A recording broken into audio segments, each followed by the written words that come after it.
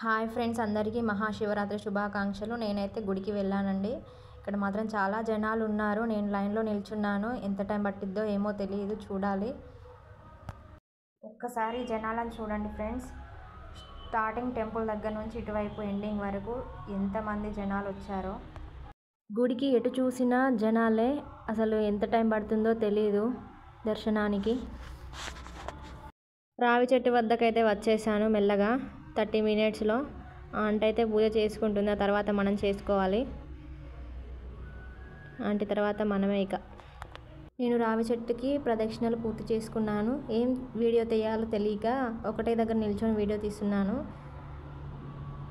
ఇది చూడండి, డెకరేషన్ చేసుకున్నారు. ముందైతే ఏమో చెప్తున్నాడు అయ్యగారు, కాకపోతే నేనైతే మ్యూట్ చేశాను. జనాలు చూడండి, అక్కడ కూడా ఎంత భారీ పెద్ద ఎత్తున ఉన్నారో. చెప్తున్నాడు అయ్యగారు, రేపు కళ్యాణం అంట, ఊరేగింపు ఉంటుందంట రేపు.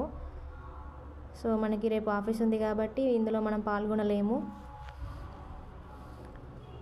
చెప్తున్నాడు, వింటున్నాను. కానీ లైన్లో నిల్చోవడం వల్ల చాలా ఇబ్బంది అనిపించింది. చాలా జనాలు ఉన్నారు. వెనకాల నుంచి నెట్టుతూ అతను చెప్తున్నాడు, అందరూ వింటున్నారు.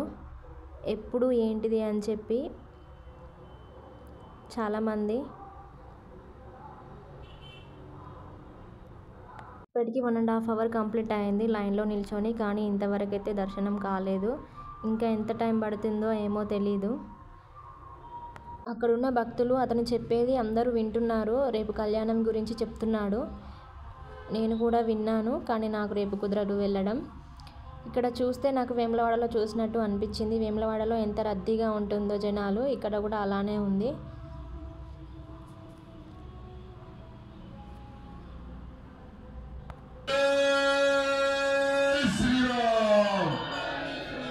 గట్టిగా జై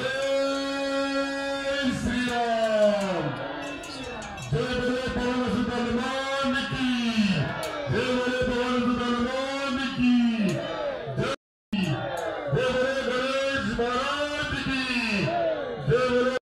గట్టిగా ఎవరు అనండి, అందరూ అవకాశాలు అంటున్నారు. జై శ్రీరామ్, జయ జయ శ్రీరామ్, జయ బలో పవన సుత హనుమానికి, జయ బలో భవనాంబ మల్లికార్జున స్వామికి, జయ.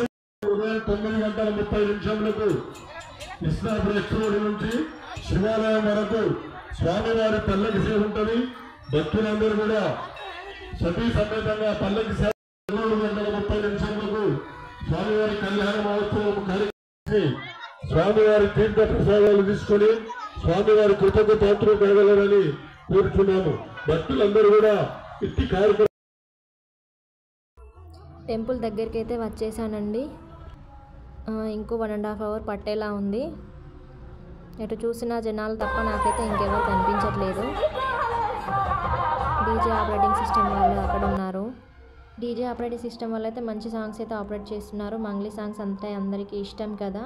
ఇది ఎంట్రన్స్ తులసికోట వద్ద అందరూ పూజ చేసుకుంటున్నారు. ఈ ఒడిస్సా వాళ్ళంది వీళ్ళంతా.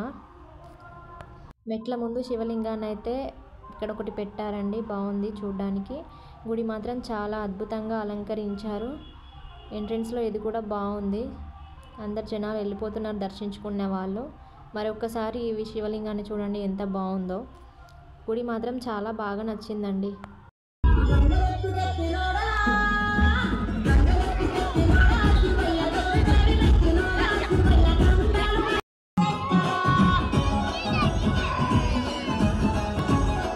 మెట్లెక్కి నెమ్మదిగా గజస్తంభాన్ని అయితే దర్శించుకున్నానండి. మొత్తానికైతే నేనైతే దగ్గరికి వచ్చేసాను. అక్కడ తీర్థం పెట్టేస్తున్నారు చూడండి. శతగోపం వద్ద దీవిస్తున్నాడు అయ్యగారు.